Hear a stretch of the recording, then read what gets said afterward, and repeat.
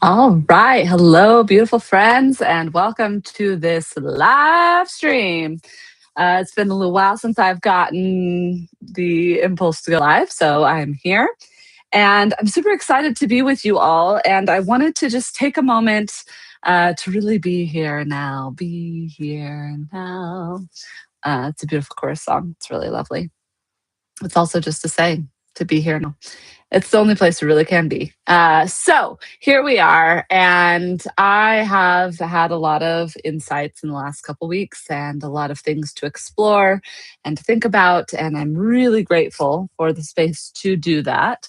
Um, my dog just decided this was the time to climb onto my lap and through my cards. So I'm going to start by doing a little collective update. I'm doing an as above, so below reading. So where we land right in the middle, which again goes with our theme of being here now. So, and what's beautiful about this spread is it kind of starts exactly where it ends for this first line. And I did one card of each. So here we are. We're starting with the Guardian of Swords, or the King of Swords, which would be in the inner child cards, Archangel Michael. Now, what I'm hearing in this is sword is about cutting through bullshit. And I've been relaying a lot of communications lately around how the Beauty and the Beast storyline really applies to what it is that collectively we are working through right now. The as above, so below. Um, the beauty is in the eyes of the beholder, the beauty and the beast, correct? So what I'm really seeing with this, it's like the sword pierces, like it doesn't shatter beauty. Your ability to unfreeze the parts of your mind that are restricting the ability to see is part of the key that unlocks everything that we are reaching for.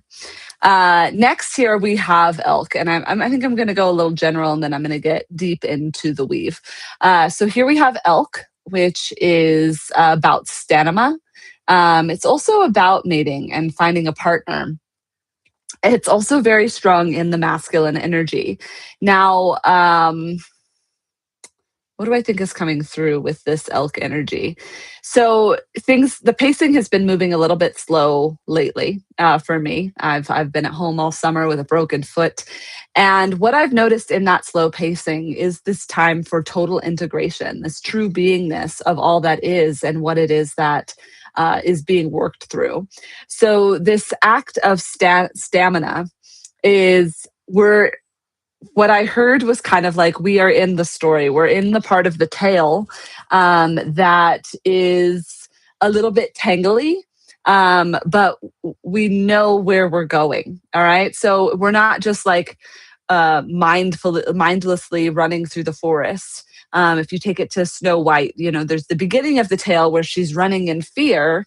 And then there's the, end of the tale where there's more of an action-based chase going through the woods. Now, this is just clicking with me. So if we view Snow White's fairy tale in the context of both Snow White and her Prince Charming are one, say they're never separate, there is like the death of the feminine being a part of the story, right? And in that moment of surrender, what she really gives over is the power for the masculine to step forward.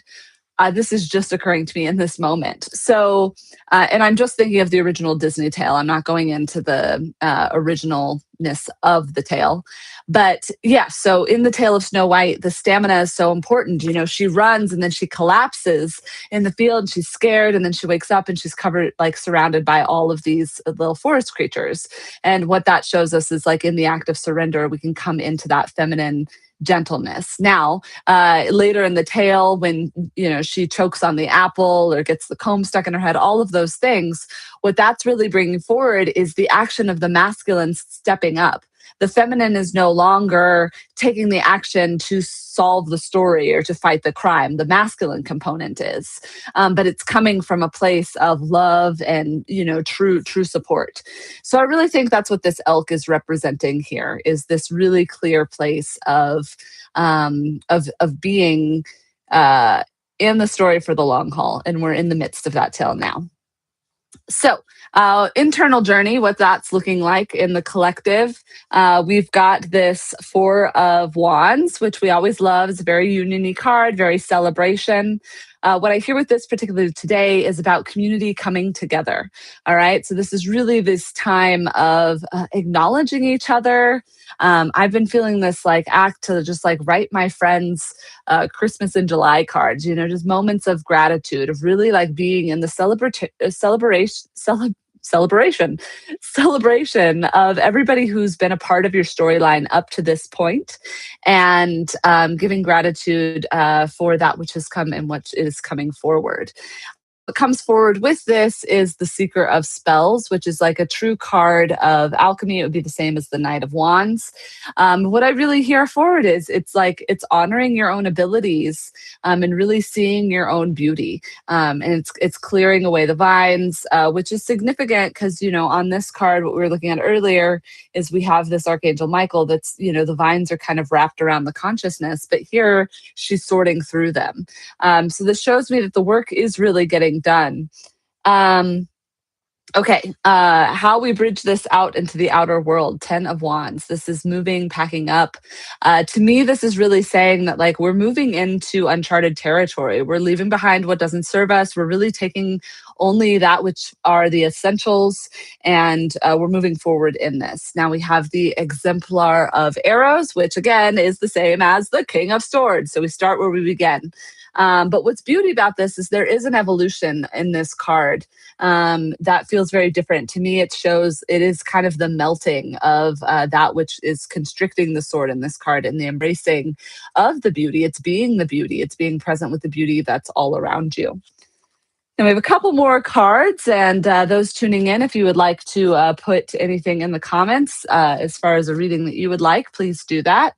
But what I have here is this get untangled. This is a message for the subconscious, and this is a message from the higher self, light the candle of grace. So I don't know that I've seen this card before. It's a wild little friend. Feels like a Dr. Seuss character, but I love this idea of getting untangled, especially as it relates to this card. So I feel like that there's a discernment in this, in between the subconscious and the conscious world of, again, what is it that you need to sort through so that you can be in a clearer, cleaner state of mind?